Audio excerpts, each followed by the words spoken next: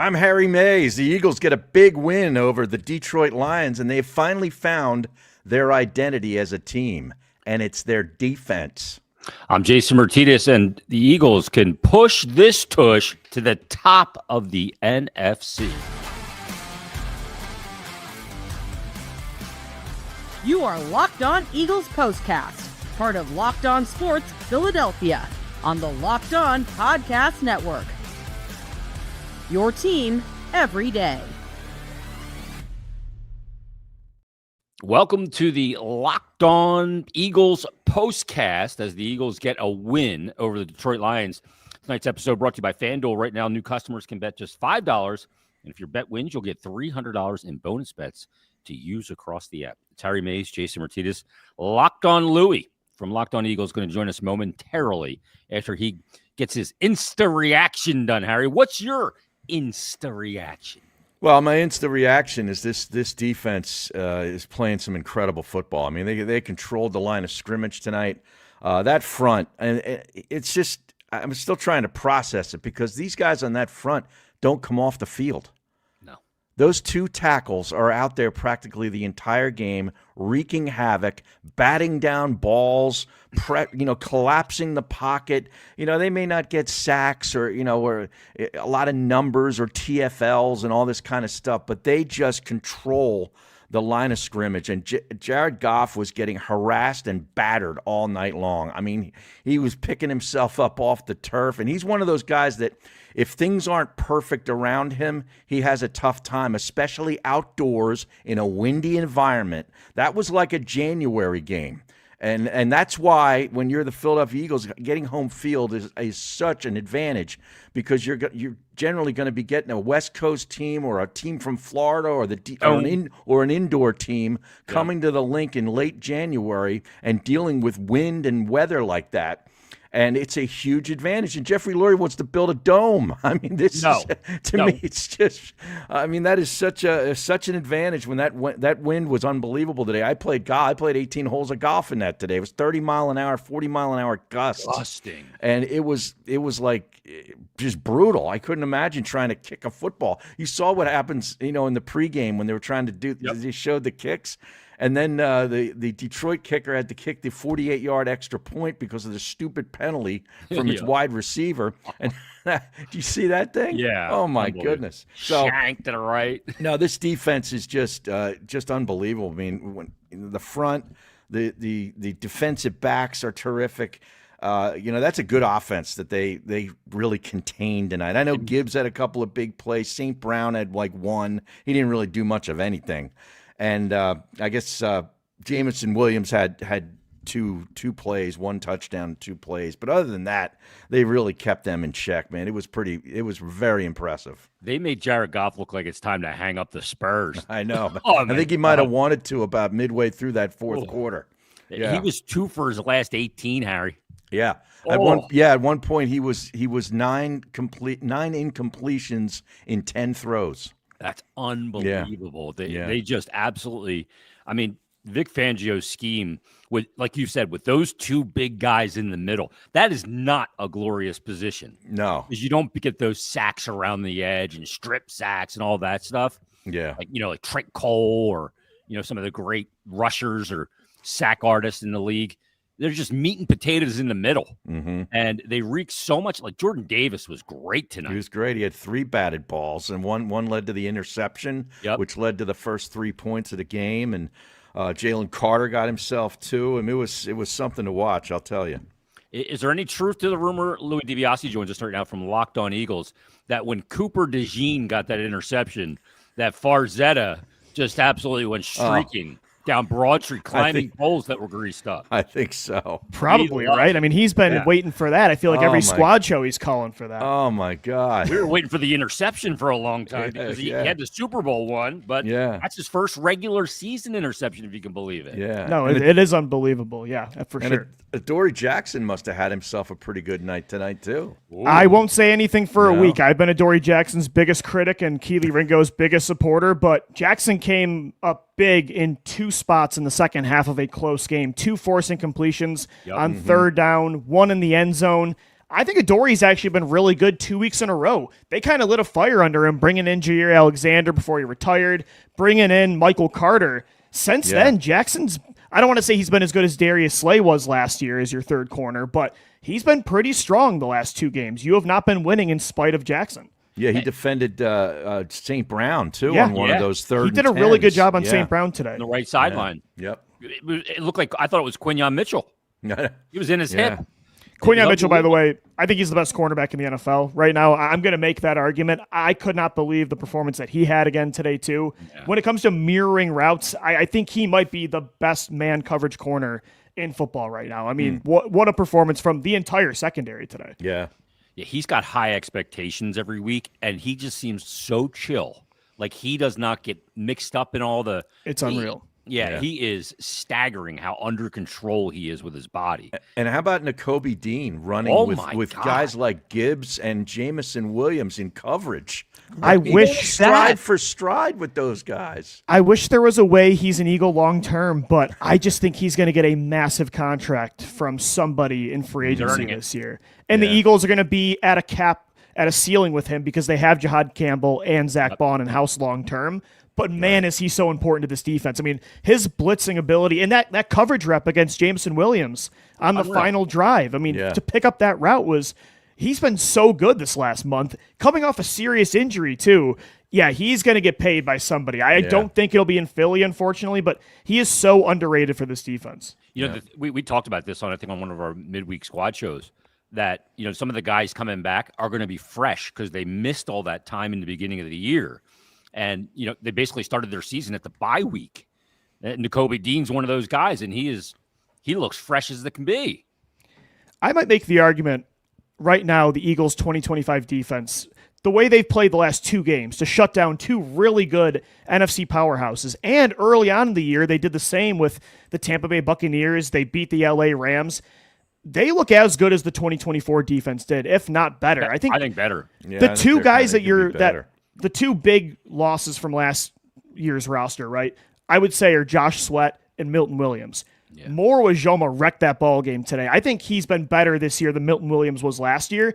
And Jalen Phillips through 2 games is an upgrade of what you had in Josh Sweat last year outside of the Super Bowl. So, and considering the steps all the other young guys have taken, this might be the best defense in football. At least this past month, I mean, they've been that. They are carrying this football team, which is infuriating but exciting at the same time. I got to put Denver's defense up there, too. They're pretty darn Denver's good. Unbelievable. I think it's those 2 at this point. Yeah, absolutely. The thing is, too, with the defense this year, that it's magnified because they have to be really good. They have to. Of these games. And isn't it frustrating when there's like $1 billion invested in this offense? I mean, I don't know how to feel about it. I'm like excited and angry at the same time. Well, that's because we require style points to win now. Right. When you've been at the top of the mountain and you've been good for a long time, now it's not enough to win anymore. You gotta make it look good too. It's got to be sexy. Well, at least they got the ball to AJ Brown tonight. I mean, how many? What do you have? 11 targets or something? For like 50 yards, I think. Devontae Smith wasn't involved at all. So no, not really. Not sure if that's the smart plan moving forward. That's Kevin Patullo. It just feels like whenever he has a fix. I don't know. I think I don't know what the fix is to this offense for the remainder of the season. Is Nick Sirianni going to be an upgrade as a play caller? Probably not. Can this offensive line get healthy enough for the playoff run? They're so banged up front. Tonight. Cam Jurgens, you might have to just shut him down for a bit. I mean, and Lane Johnson. Lane Johnson's starting to look like Jason Peters, where every single game he's limping off the field halfway through the second quarter. He's still the best tackle in football when he plays, but I'm getting nervous that drop-off is here from a health perspective.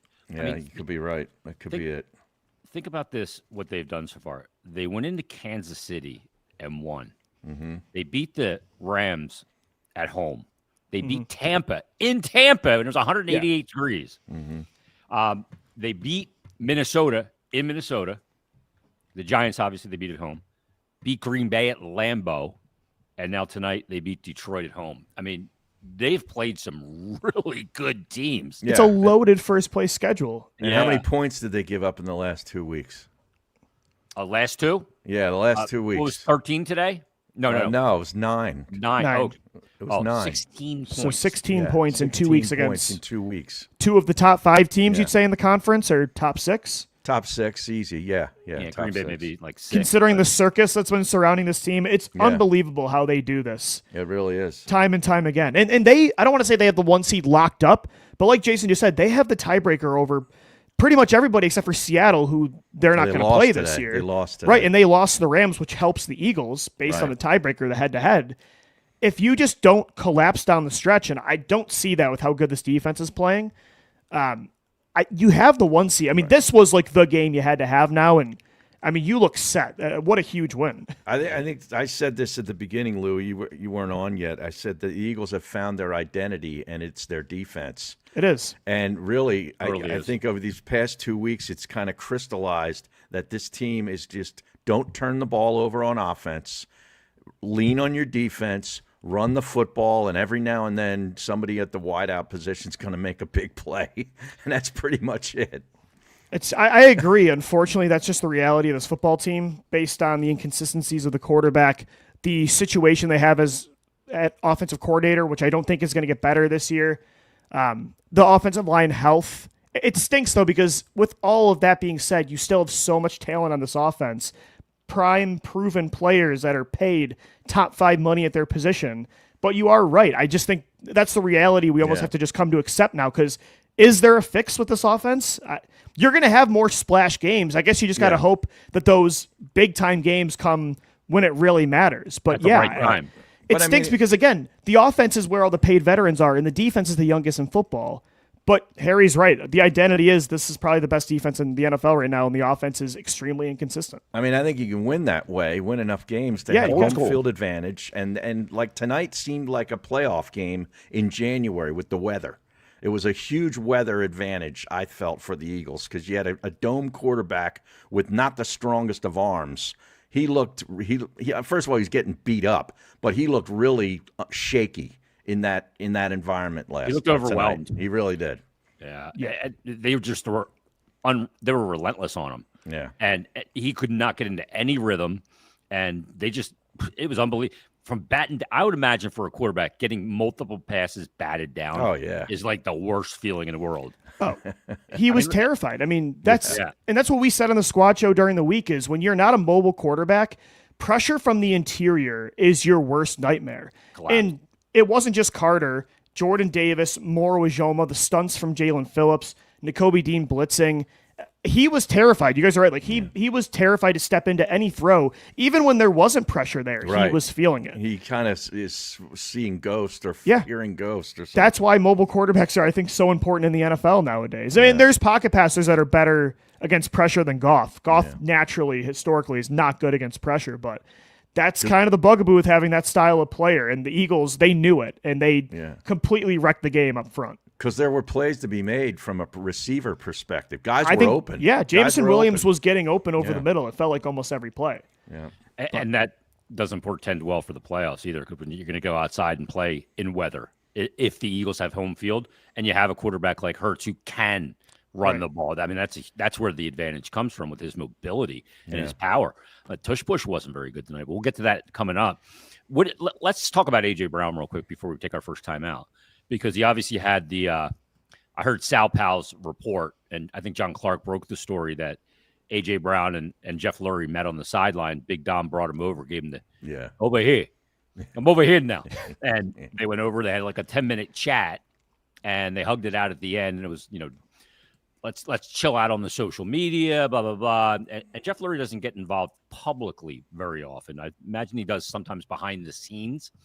And we remember DeMarco Murray. Didn't he talk to Lurie on the plane? Yeah, he sat next to him on the plane. Yeah, he was in the jump seat.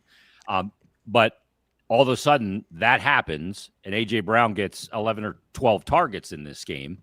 Is that coincidence? Am I led to believe that's coincidence? Or did Jeff Lurie come in and say, get this guy involved? I don't think Jeff Lurie had anything to do with what we saw tonight. No, I don't. I think they were intending on getting AJ involved from an offensive standpoint, regardless of a meeting with Jeffrey Lurie. The coaches do this every time AJ Brown does something. I mean, they did this in the first half against the Denver Broncos this year too. They did it last year. against the Pittsburgh Steelers when there was all the Brown-Hurts drama. So, yeah, I think this is naturally what the coaches do to make him happy. I didn't mind the game plan. I liked being more aggressive today and giving him opportunities even when he wasn't wide open to make plays. I just thought they went too far in that direction where now your all-pro receiver who's having a career year in Devontae Smith is nowhere to be seen. And yeah, he had 2 drops early in the first half, but for him to now be a non-factor and only target Brown, it's just Patullo doesn't, he gets so hyper-focused. He gets hyper-focused, like tunnel vision on just one thing, and then that's all he does, and he doesn't have a counter to it, and that's, again, the issue. But, again, I don't know if there's a fix to that this season. Yeah, the quarterback wasn't very good tonight, though, either. But that wind, I don't know that anybody He was very inaccurate, yeah. I'm sure the wind had a lot to do with it. Yeah. I just think he's not a great passer in cold weather because this was the situation against Green Bay. You saw this in the playoffs last year against the Packers and the Rams. He doesn't have a massive arm, so I just think naturally he's also just not very strong as a thrower in these kind of matchups. He sailed a couple but to it. He needed to be better for sure. Yeah. So Goddard ends up with 2 catches. Devontae Smith 1 catch, 8 yards on 5 targets. 11 targets all said and done for A.J. Brown. 7 catches for 49 yards, an average of 7 per. Saquon with 1 catch. Kyle Granson. Did you have that on your bingo card, Hack? Yeah. Kyle Granson with 2 targets and a catch. And Jalen Hurts, 14 of 28 for 135, only a 4.8 average, and only sacked 1 time in the game. No turnovers. Again, that's the key. I guess that's the key. They had 1 fumble, but they recovered themselves on a no fumble trend. lost. Yeah. This way of winning works. They don't need to win this way. That's what's frustrating. This way works. They don't have to make it this close, though, every single game. They always find a way because they are very clutch on offense. They're so elite on defense, but they have the talent to put teams away, and that's why it's hard for me to accept it. Even though you are right, it is their identity. Yeah. It's frustrating because it doesn't need to be. Yeah. But why does it take A.J. Brown to get upset and at non-usage for them to go to him? I don't get. It's not like this guy's 33 and cooked. He's 28 in his prime. I don't get it. Yeah, I don't get it. But I will say, I don't know if you guys noticed, but he doesn't. I don't know if he's injured still. The hamstring has been kind of holding him back all year, but he does not separate. And A.J. Brown's never been the separator that, Devontae Smith has been, like that kind of route runner, short area explosiveness at the line of scrimmage, but he doesn't run well right now. Like, he is not moving very quick, even for a bigger body. Yeah. And I know he kind of gave up on that deep ball in the third quarter, but even some of those other routes, like, he's kind of pushing off on almost every play, including that last pass interference. Yeah, I thought he got away with that. Was a bad one. That was a bad one. Yeah, Sin did not pass interference. I don't think he's at 100% health. I don't think he suddenly just dropped off when it comes to his speed and agility. I think it's the hamstring. So to force feed him moving forward might not be the best thing. I don't know. But I think they just did it tonight to shut him up. I agree. Yeah. So essentially, it's just to pacify him. It's not because it's the best thing to do for the team. Well, I mean, getting him the ball is good for the team. I mean, you can't. But why don't they don't seem to realize that? They only got to, the squeaky wheel gets the grease. Yeah. Like he's got to be a drama, create all this stuff going on just to be targeted. Like, it doesn't make any sense. And for them not to use both guys, look, Barkley ended up running for 75 yards. I think it was 3 yards a carry. The running game's not what it was, and I don't think it's going to be what it was because the offensive line's not going to be what it was. So you have to become a better passing team, even though that's not the strength. And some of that's on the quarterback. Yeah. Totally. I mean, really, there's plays to be made, and he was not sharp tonight. I know the wind had something to do with it, I guarantee it, but he was not sharp tonight. Yeah. I think it's how they're using A.J. Brown. The intermediate, I do like today that they emphasize getting him involved more. They used him in the slot more than they have in recent weeks, which I thought was good. Pre-snap motion. Around, yep. I like that they were aggressive on 3rd and long. Like, they did force the ball down the field. The problem is, again, with this offense is it's very all or nothing. It's a streak to A.J. Brown. It's an improv scramble by Jalen Hurts, or it's a running back draw up the middle. And there's no other answers. Like, why is it always this very conservative play or this ultra aggressive play when there's this giant middle ground, this intermediate passing area that they never utilize? And a lot of that is, like Harry said, it's on the quarterback. Jalen does not like to throw over the middle of the field. No. But if I'm the play caller, I'm trying to make plays that emphasize that. Like, hey, you need to use the middle of the field. You have the weapons to do it. If the run game is not going to get back to what it was last year at some point, they need to find easy yards still in some way. It can't always be all or nothing unless the defense is going to bail you out every week. And for me, that is the intermediate passing game. That's what they need to focus on more than anything right now. I'm trying to find the comment. Somebody in the comments said it looks like Saquon Barkley's ready to bust out. Do you feel like he's ready to bust out? I did think in the second half there were a couple plays. He was like one broken tackle away from taking it. Yeah, I like that. That's a good comment. I agree. Yeah. Jalen had some designed runs tonight too, which I thought was good. I did like that. They're using a more north-south, which I like. Yeah. Yeah, he can get some first downs that way too when the defense is sagged off. Let's take our first time out. We'll come back and we'll talk about this defense. Can this defense be ridden to the Super Bowl? We'll talk about that and more. It is Locked On Eagles Squad Show as the Eagles get a 16-9 victory over the Detroit Lions. Right here, we're back after this. All right, let me tell you about Mint Mobile. Well, are you paying too much for your cell phone, your wireless? It's time to say yes to saying nope. At Mint Mobile, their favorite word is no. No contracts, no monthly bills, no overages, no hidden fees, no BS. I said yes to making the switch. My phone died, and I needed a new one. So get premium wireless. How about this? Only $15 a month. Now, Mint makes it simple. All plans come with high-speed data and unlimited talk and text delivered on the nation's largest 5G network. And you can even bring your own phone and keep your same number in contact. So you don't want to change your number. Well, maybe you do. Now you're getting the same quality service you had before, but for a fraction of the price. Where's the reason not to do this? The setup's super easy. You keep your number, and then you're running in minutes. Ready to say yes to saying no? Well, make the switch at mintmobile.com/LockedOnNFL. That's mintmobile.com/LockedOnNFL. Upfront payment of $45 required, equivalent to $15 per month. Limited time new customer offer for the first 3 months only. Speeds may slow above 35 gigabytes on the unlimited plan. Taxes and fees extra. See Mint Mobile for all the details. All right, let's talk defense. This team is kind of a bit of a throwback to the days when you said offense wins games and defense wins championships. That's John Facenda. Yeah. Harry, is the defense good enough to carry the question marks of the offense all the way? Yeah, I think they are. I think, if they can run the ball, they're never going to run it, probably not like they did last year because the offensive line is so banged up. But if they can just have a middling run game, the quarterback get involved in the run game like he did in a few plays tonight, they're going to have some games where the wide outs are going to get loose and Jalen will have some big games. But by and large, they can lean on this defense, I believe, and get home field advantage, and that will get them to the Super Bowl. That was a playoff game tonight. It was exactly the way a playoff game plays out. And if you win a playoff game 16-9, you're not bitching and moaning about style points. No, you know what I'm saying? That's how you won your first two playoff games last year. Yeah. Yes. But you take it. There will come a time that you have to score more than 16 points, right? You can't just rely on that, I think, every single week.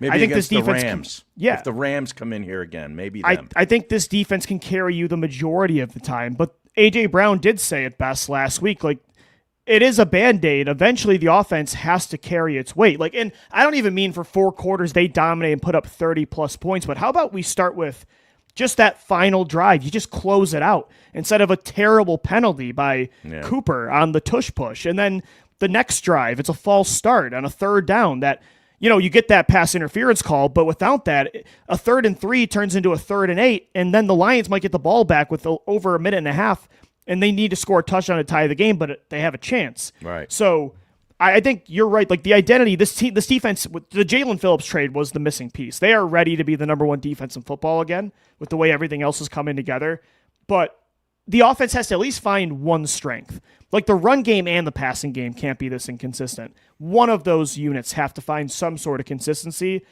for me to feel like, okay, they can still win a Super Bowl. They can win a Super Bowl, but be the favorites to win the Super Bowl. I need them to be good on 3 drives in the game. Their opening offensive drive, their first drive out of halftime, and the final drive to put a game away. Yeah. And the defense, I think the defense does the rest.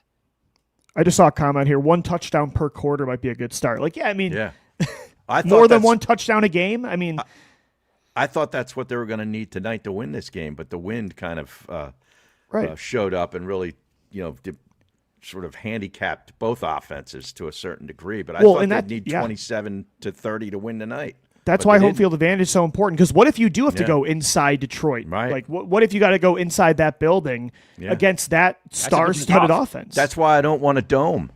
Yeah. For nights like tonight. That's a fair point. You know what I mean? That definitely was home field advantage against Goff for sure. Absolutely. If Jeffrey Lurie opts for a dome, we're going to have to find some way to veto that. Yeah, right. We got to shoot that down. Yeah. Can it be at least retractable so you have the option? Well, that would be good. The Philadelphia fan base is not built for a dome. That's too comfortable. I mean, we were in the vet with those plastic seats and just awful, right? Well, that stadium up in Buffalo they're building, is that a retractable roof? Nope. It's a full dome? No, it's no roof at all. Oh, none at all. No, good. That's a huge advantage for Buffalo. Oh, that's good. Yeah. I mean, you take they should be outlawed, domes. What a take. If Lambeau doesn't have a dome, nobody should have a dome. I'm sure corporate America's going to love a Super Bowl in a blizzard in Cleveland, Ohio. Well, don't book it in Cleveland. Book it in Pasadena. Well, I wouldn't. That's a fair point. You may need a dome out in Arizona. Yeah. Yeah. In the desert, you might. Yeah. Especially with those September games where it's still blazing. Yeah. Exactly. I know there's going to be a lot of complaints about the offense this week. But I do feel like this team, I feel like the city of Philadelphia will really embrace the way they're winning. Like, I don't know. I feel like they love defense. Yeah. I mean, with how good this defense is right now, I think there is a big chunk of the fan base that probably, even though they're going to complain about the offense, is quietly enjoying this with the way they're winning. Yeah, I would agree. But I've always been more of a fan of defense than offense. I mean, I'm in that boat too. As long as you're winning with your offense, but you're winning in spite of it right now, and that's again, it's probably just because of the way their offense is built. It would be easier to stomach if I didn't just see all these elite weapons that you've won championships with all over the field, and that's the tough part. They had 7 quarterback hits according to this stat sheet. Only 2 sacks, but 3 tackles for losses and 10 passes defended. Yeah, 10. And they were, I think the Lions were 0-4 on 4th down. They gave up the ball, I think 5 times. 5 times, yeah. 0-5, yeah. Eagles were 5. And a lot of those were like 4th and short, or they were in the red zone. I mean, that defense, Jalen Carter, the last 3 games has been unbelievable. They needed this kind of Jalen Carter to get going. Yep. Well, let's talk about those 2 guys, Carter and in the middle of that Davis in the middle of that defensive line, they were unreal in the game. And Jomo too. Yeah, Jomo. They just collapsed incredible. Everything. I think that's what caused Goff all the problems. Yeah. I agree. The interior pressure was unbelievable. And I think the edge rushers too. It wasn't just Jalen Phillips. I thought Jalix Hunt was really good today. And Brandon Graham made a couple nice plays getting into the backfield. They're not even using Josh Uche anymore, who I thought was one of your more underrated players the first half of the season, right? Yeah. So and Ojulari, you never see him anymore. Ojulari's done. He's done. So you are very deep on the defensive line. That, again, it was something that you were able to win with during the first half of the season, but now it's a clear strength like it was in 2024. That's why I think they're on par with last year's defense now, because Jalen Phillips now is that Josh Sweat you were kind of missing, and he might be better, again, like I said, than Josh Sweat, the regular season version from last year. I mean, I think Phillips has like 10 pressures in 2 games with the Eagles. Yeah, he looks like he's been here for 2 years. He just fits right in. And he plays the whole game. How concerned are we about 4 for 15 on 3rd down again? Like they're the worst 3rd down team in the NFL. Yeah. I mean, that's a huge concern.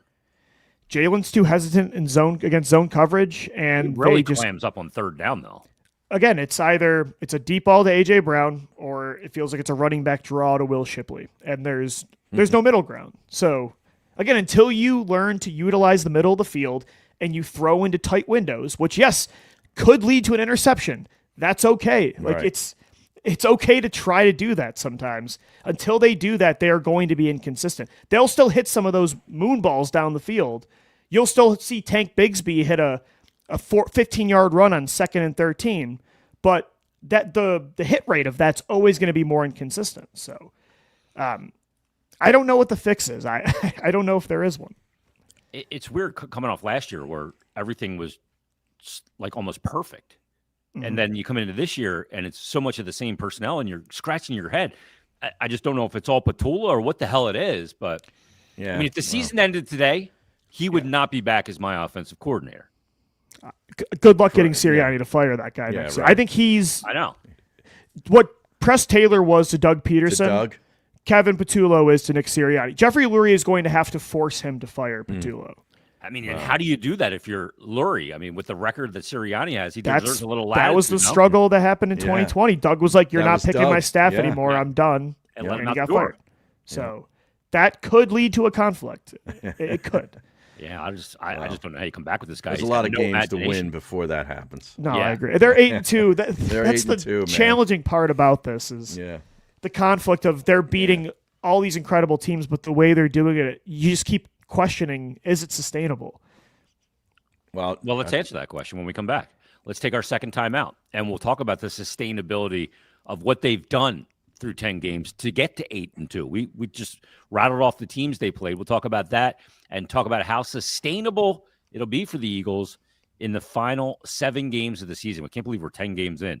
Let's take our time out. We're back after this on the Locked On Eagles Squad Show. The Locked On Eagles Squad podcast is brought to you by FanDuel. The NBA is back, and there's no better place to get in on the action than FanDuel, the official sports betting partner of the NBA. Even if you miss the start of the game or want to ride the hot hand, FanDuel has live bets on everything from who will score next to fourth quarter comebacks. Plus, you can even combine your live bets into a same-game parlay for a shot at a much bigger payout. It keeps every game exciting, especially when your team is making that late push. We'll see if the 76ers do that this year. Right now, FanDuel is giving new customers $300 in bonus bets when your first $5 bet wins. So head to FanDuel.com and sign up to play your game with FanDuel, the official sports betting partner of the NBA. All right, let's talk about if this Eagles team, what they've done, 8-2 through 10 games with a first-place schedule, a murderer's row.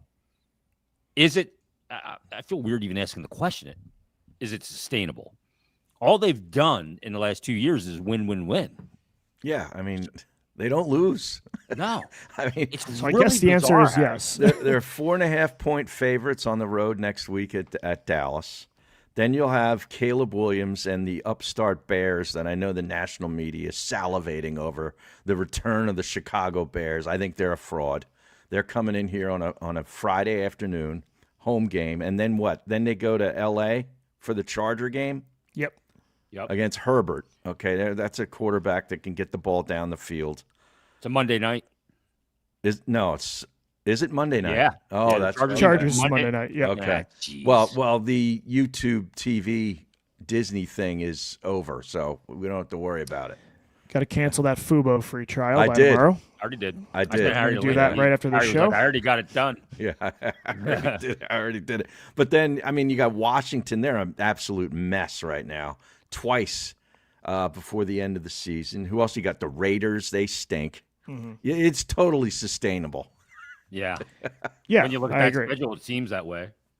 And I don't even want to say in the playoffs it's not sustainable because look how inconsistent offenses are across the league right now. And with the weather probably not being great, if you have home field advantage, like look at the first 2 games of the playoffs last year. Really defensive, grinded out games against Green Bay and LA. So I guess it is sustainable.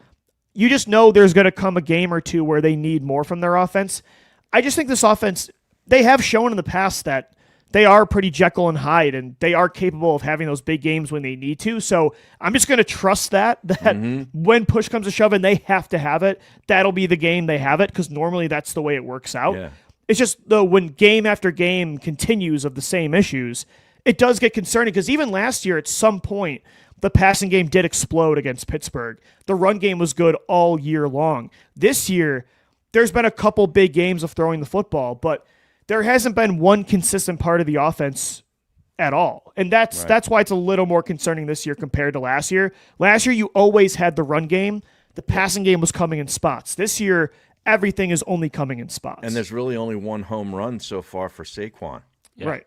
He has 2 runs this year of 20-plus yards. Yeah, which is unbelievable. Last year he had 17 total. So. And he had one last week that got called back. But, you're right. It's like, he's, 50, 60 yards a game typically. And unfortunately, this 100-yard game, right? Yeah. Yeah, 100-yard game against the Giants.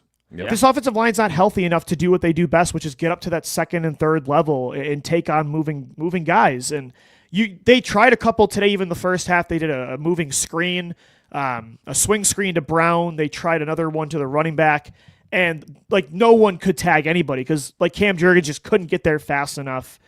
Tyler Steen wasn't getting there in time. Fred Johnson's not Lane Johnson as an athlete, so Detroit's defense is pretty good too. They are good. They did a pretty nice job. Yeah, I'll give them credit. Yeah. The Eagles have 9 rushing touchdowns this year and 16 passing touchdowns this year. Yeah. 9. That's on the low end in the league. Like the Bills have 19 rushing touchdowns. The Colts have 22. Yeah, and how many of those are Jalen Hurts? Yeah, that's the thing. Yeah. 6 of them right now are. Is it 6? Yeah. 6 of the only 9. 3 rushing touchdowns outside of Jalen Hurts. That's incredible when you consider Barkley's there. It is. The tush push tonight. Yeah. Not successful. Well, I think that not entirely surprising. Detroit got away with that ridiculous penalty, though. I'm sorry. That was a neutral zone infraction. But what, the one they called on Steen? With the hand movement? The Lions... The player's hand was over the line. Yeah, Steen moved as a result. Halfway up the ball. Yeah, they're going to continue to screw this up. They're doing it on purpose. They're doing it on purpose. 100%. Yes. And they have been dying to call a penalty on the Eagles with the tush push. I think the Eagles have almost been not using the push on purpose because they know that's coming. Mm-hmm. And maybe they want to try to save the play for next year. That's why they did that stupid fullback dive kind of thing with Saquon Barkley lining up behind the left guard. Just because they got too cute with it, but I think they're trying to save it for certain spots because they know they're going to get penalized for it right now, and they don't want to lose the play. So I saw Buffalo do it today. Yeah, and they scored. Josh Allen got chucked into the end zone. Nobody has a problem with it when anybody else does it. Right. Steelers did it today too, didn't they? Yeah. Yeah. And you never hear anything. Nothing about false starts. I'm sure everybody lined up perfectly. They just call it a QB sneak when they do it. Right. Right? Which is basically what it is. By the way, I've also seen a lot of touchdowns the past 2 weeks where running backs are getting pushed into the end zone. Mm-hmm. Are those plays just not going to be allowed when we ban the push next year? I would hope not. How are you going to enforce this? Wasn't that the case for some period of time where you couldn't push your player forward? You couldn't do that. Yeah. I thought it was that way for, I don't know why it changed. What did you think of the 4th down call with the ball in the 31-yard line?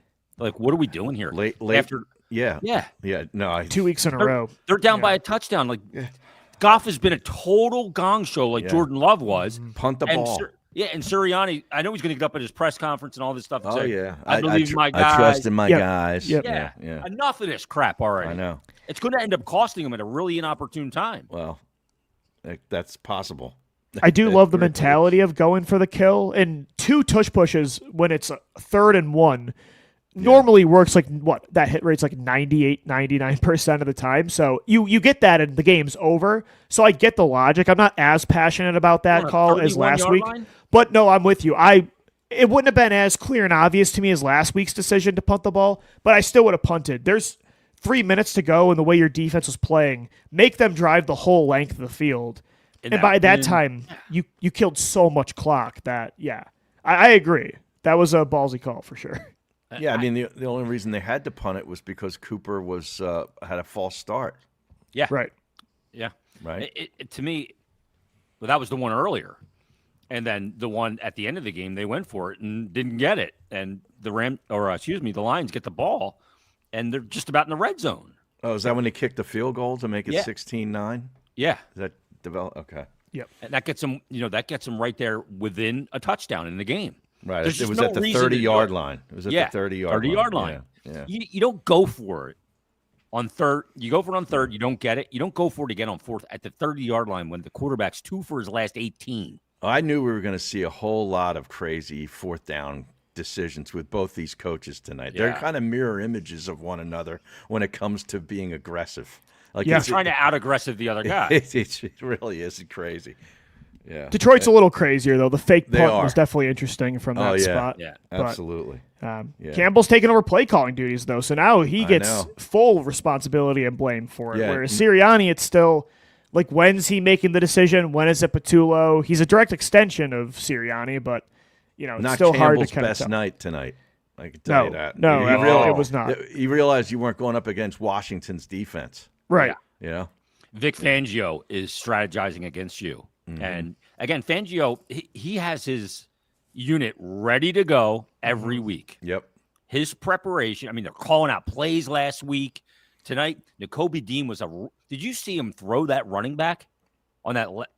He just Montgomery. He just barrel at. I mean, he just bulldozed him.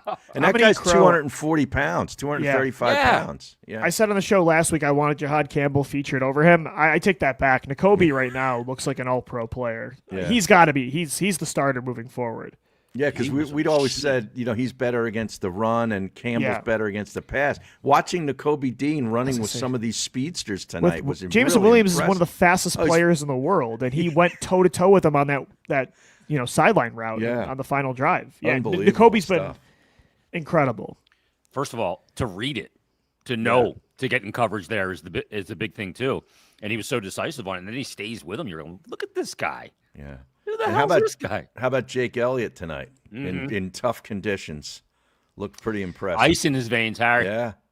I feel like it's 2023 again when we have got to hype up the kicker. But I'm saying last year we were a little concerned. It's a good thing. Yeah. I just wish they didn't need him as often as they've had to this season. But him showing he can kick in this is a huge deal. Yeah, you're wishing he's kicking extra points. I wish I didn't see him out there as much. But. So he went 3 for 3 with a long of 49. 49. And there's not a leaf on a tree anymore because of this wind down here. Yeah, it's crazy. It's like Buffalo off the lake. It's unbelievable. Oh, trust me, I know. Yeah. I think that's part of why, too, Jalen was inaccurate today. But a lot of it, too, was just they were forcing the football down the field. But yeah, that wind looked brutal. So that was a big game from Elliott. Yeah.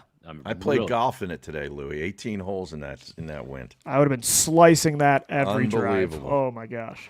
Did it seem like every shot, Harry, was into the wind? Into the wind. Everything was into the wind. Yeah. 123 out. You're usually pulling wedge. You're pulling out 7 irons. Yeah, exactly. That's what happened.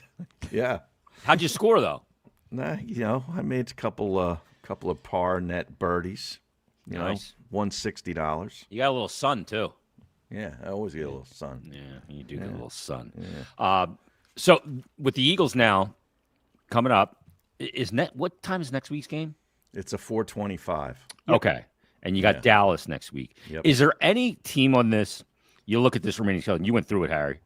Is there one where you go, there could be a hiccup here?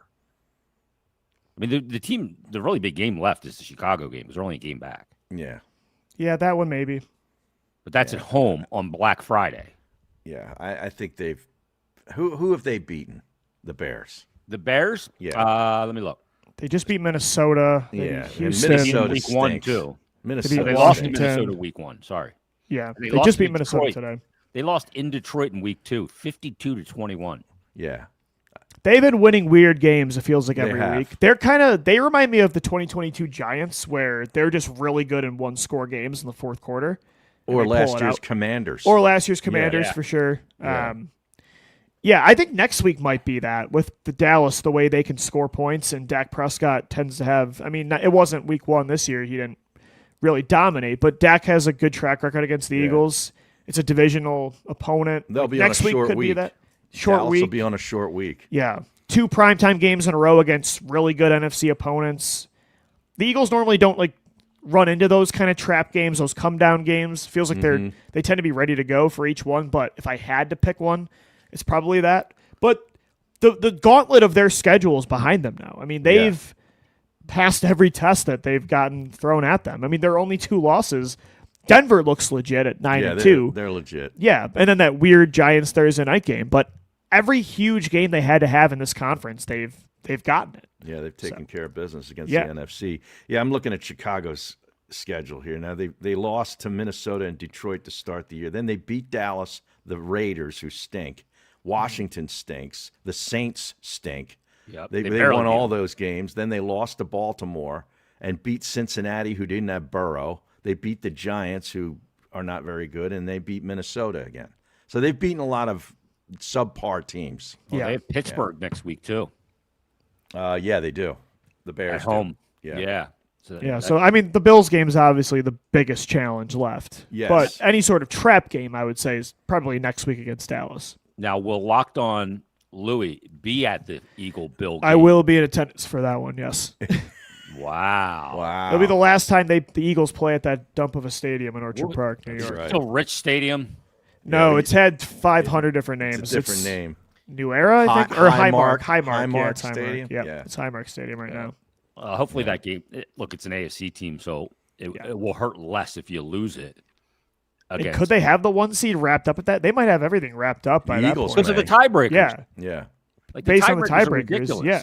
So, and there's a big one next week in the NFC. The Buccaneers and the Rams play next week. And the Bills helped out the Eagles today, beating Tampa on that shootout. So that was really important. Where's that game at, Harry? The Buccaneer-Ram game? Is that in Tampa? Let me check. It's the Sunday night game next week. Oh. So and it is it's in LA. Okay. So Sunday Night Football in LA next week. Okay. And that's going to split those two teams. Right. And the Rams are tied with the Eagles right now, but the Eagles have the tiebreaker. They have the tiebreaker over everybody. They do. Yeah. That's why I hate to just say just win no matter what. That's all that matters. Because, again, you want to win in a certain way in more convincing fashion on both sides of the ball, but just winning is really important against these opponents right now. So it's a very, conflicting feeling going back and forth with it. You just like to feel a little better about your passing game. Yeah. That's it. It's really it. Just because you know what you're capable of. So that's the frustration. And the team themselves talk about this too. I mean, Jalen last year and in 2023, time and time again would talk about the standard versus winning being what matters most, and trying to find that balance of, striving to be better, but at the same time, managing. Getting that you can't be miserable when you're winning. 2023, they were miserable at 10-1, and that's part of the minute they faced any sort of adversity and they lost to a good team in San Fran, they were like, well, we're done. We're not as good as we thought. And you can't be that way either. So there's got to be some balance you strike. This was a huge win. And the way you completely dominated maybe the second deepest offense on paper in the NFL, that's a huge positive. Yeah, you embarrassed them. Yeah, so, they ass-kicked them. Yeah. So it's really unbelievable because let's take our last time out. It's a blink, but we'll come back and we'll talk about what could be the Achilles heel for this Eagles team going forward this season and into the playoffs unless they can resolve it. And how do they resolve it? Take a quick blink. We're back after this. All right, and that's the blink. What is the biggest Achilles heel? Let's start with defense. Is there an Achilles heel on the defense at this point with Vic Fangio, the way he is scheming? And now that you got these guys fresh up front, the guys in the secondary, all of a sudden their job is, I don't want to say so much easier. Yeah, kind of is. It kind of is. You're winning with 4 now. You can drop more guys back in coverage. We'll call it advantageous. And seeing Adoree Jackson today against good receivers play well, he's definitely the weak link still in the defense. He's a terrible tackler, but he's been good in coverage 2 weeks in a row. I don't think there is an Achilles heel in the defense. I don't think so either. No, I think to me it's the health of the offensive line. Because again, Kevin Patullo's not going to get better this year. Maybe a little, he'll have some good games, but he is who he is in my opinion for this season. Jalen Hurts, we know who Jalen is as a quarterback in year 6. This is what you get every year. You're going to get some insanely great games and a lot of games like this too. I think the one thing that could really get this offense more consistent in one area is the offensive line. They got to get Juergens healthy. Can Lane stay on the field? That's the Achilles heel because that's the engine that runs this car of an offense is that offensive line. They are handicapped and playing behind the sticks a lot because of that offensive line. Did you see in that first series they had Fred Johnson out there as an extra offensive lineman in the first series? Yeah. Yep. I like that. At one point, the Lions rushed 3 guys, and the Eagles were defending with 6. It was 6-on-3 up front. Is that right? I'm like, what are we doing with this? That is like aligning an offensive lineman up as a tight end. It's great. It's a big boy package. Yeah, I like the big boy packages. Yeah, me too. It's trying to bully your opponent a little bit as well. Would you consider putting Lane on the shelf? I don't know if you can because I don't know if he'll allow it to get him healthy and just be like, dude, just take a back seat for a couple of weeks. Let's get you fully healthy so you're not playing through it, and then restart you.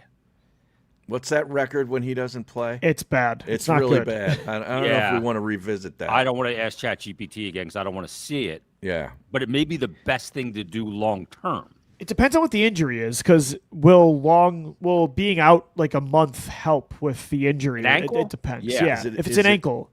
I thought they said it was a foot tonight. So, yeah, that might help. That would help. You have to do it with Cam Jurgens, though. He is not healthy.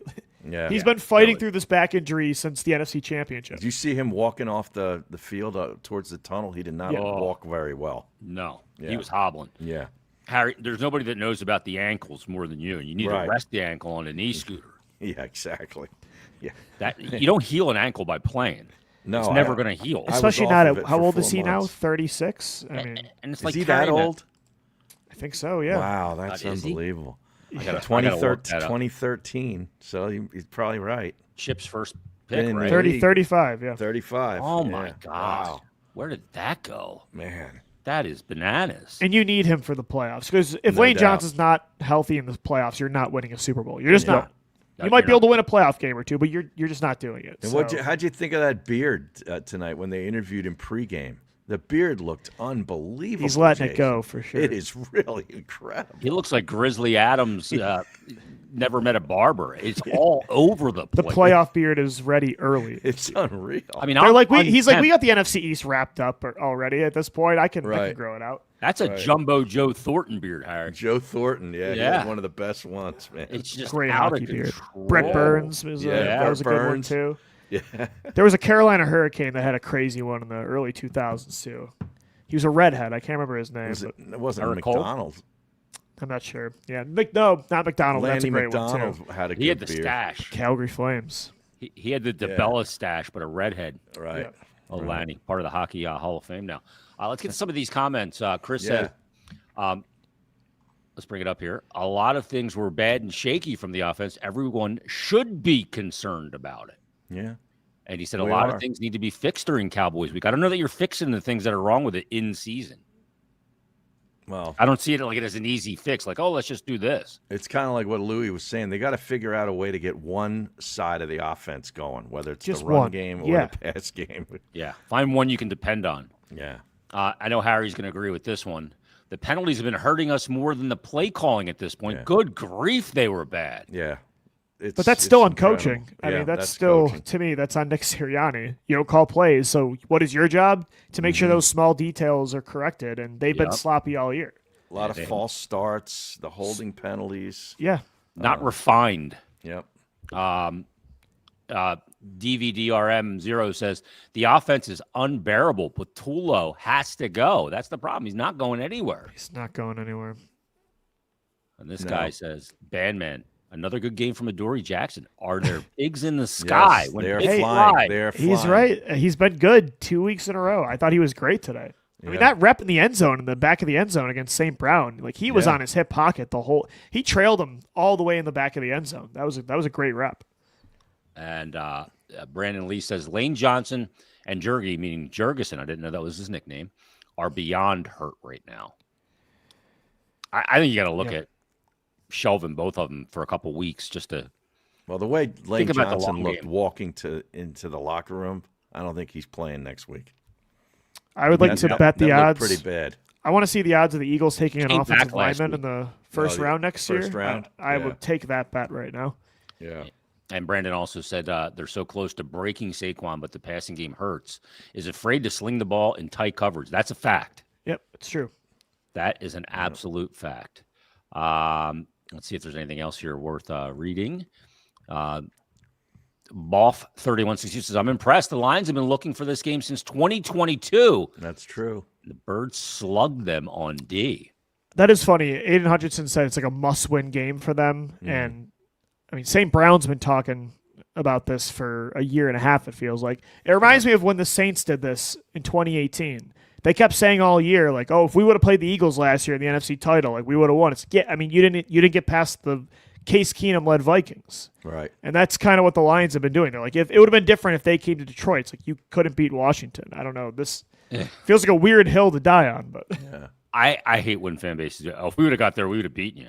Right. You didn't. You didn't get there. Yeah. You couldn't beat a worse team. Well, what makes you think you were beating the team that won it all? I mean, that logic is ridiculous. It's the ultimate fan lament that makes them look so soft because they let their team off the hook by doing that. They got smacked around today. I mean, the Eagles matched their energy. They were the tougher, more physical team. I mean, Sirianni says that's how he wants them to play all the time. They punched them in the mouth from the start and just dictated terms the whole time. All right, here's another one. A Philly fan says Tush Push looked horrible tonight. And horrible. And that fourth down call, defense is playing out of their minds. Punt the ball.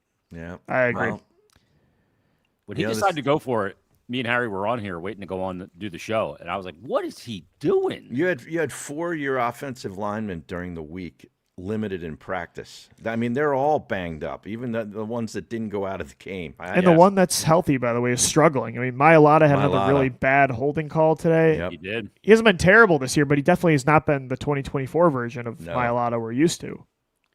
Let's get to one more. Upstate Patriot says, completely agree. Football should be played outside. Weather was a huge home field advantage tonight, just like the divisional round against the Rams in the playoffs in the snow. No dome. No dome. Can we send that to Jeffrey Lurie? Hashtag no dome. Hashtag no dome in Philly for sure. Yeah. Make all those warm city teams come to Philadelphia in January. That's perfect. Yeah. Or dome. You know, if a dome team comes, they're used to playing in that controlled environment. Yeah. Yeah. I think playing indoors, by the way, helps the. I mean, Jalen Hurts normally his stats are way better playing inside, so it's not like this team can't play indoors either. So. He has a hard time throwing it in the wind. Yeah, right. Yeah. Last one, Jason Comer says, we have a good D. If we can at least score 20 each game, we win. Is that the path? Hold them below 20, but can you score 20? Yeah. 2 weeks in a row, they haven't. Yeah. No, but it's just crazy because they were so good on offense against the Vikings and the Giants. Like, the vibes were so high heading into the bye week. We're like, I think they might have figured this out. They turned the corner, and then it's all the same issues from the first month. Or the Giants were pretty banged up in that game. Yeah, maybe it's just like the opponents you played, I guess. Yeah. 6 of their 8 wins, they scored more than 20 points. 24-20, 33-31, 28-38. Yeah. So maybe what's the average, do you think, that they're giving up each week on defense? Points-wise? Yeah. The most they've given up is 26 against the Rams. The Rams. Yeah, and they give up 25 to Tampa, 17 to KC, 20 to Dallas, 21 and 34 Denver and the Giants. And those were losses. Yeah. Yeah. 22 to Minnesota, 20 to the Giants in the second one, then 7 and 9, 16 points in the last 2 games. The last 2 weeks have been unbelievable. Yeah, it's really remarkable to be able to shut those two teams down, with those games meaning so much too. Right. Yeah, and that's since Jalen Phillips has gotten here. And by the way, they're still the youngest defense in football too. That's the most unbelievable part. Unbelievable. Yeah.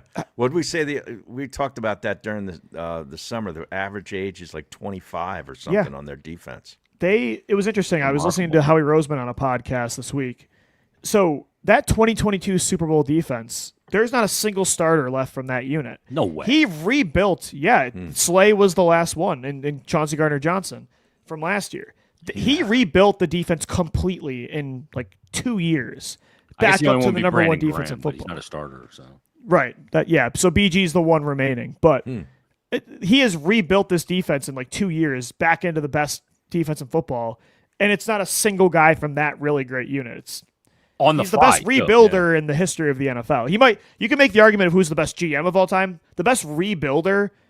This defense is proof it's Howie Roseman. It's unbelievable. But he doesn't have to lose to rebuild. That's the thing that's impressive. Yeah, you know what I mean? Yeah. Right. Which is more difficult to rebuild when you're not bottoming out. Yeah, it's more like a retool on the fly, and he's been great at it. I mean, to get Quignon and Cooper DeJean in that draft. And Jalix Hunt in the third round. He dominated today. I mean, that draft is unbelievable. You got Moro Ijoma in the 7th round the year before. I mean, out of Texas, right? Yeah, he's going to get probably $30 million. I don't know if they're going to, hopefully they pay him, but he might price himself out of Philly too. Louis, what do you got coming up on Locked On Eagles this week? We're going to dive more into the defense. I'm going to try to solve this offense, figure out what the fix is. I think intermediate passing is going to be the theme. Like, if they're going to figure something out, easy yards with the offensive line banged up, I think intermediate passing. So we'll dive into all that this week, stock up, stock down, and I got the squad shows too. So lots coming up. Yeah, lots coming up as the Eagles. It's Cowboy Week. Where's Cowboy Game? Going to Jerry World. Well, start your day with Locked On Eagles, and we thank our listeners for making the Locked On Network your first listen. And make sure you listen to Louis every day this week. He's got you totally covered on all things Eagles. Great job, boys. We'll be at the squad show midweek, and we'll get ready for the Dallas Cowboys next weekend. Have a great night, everybody.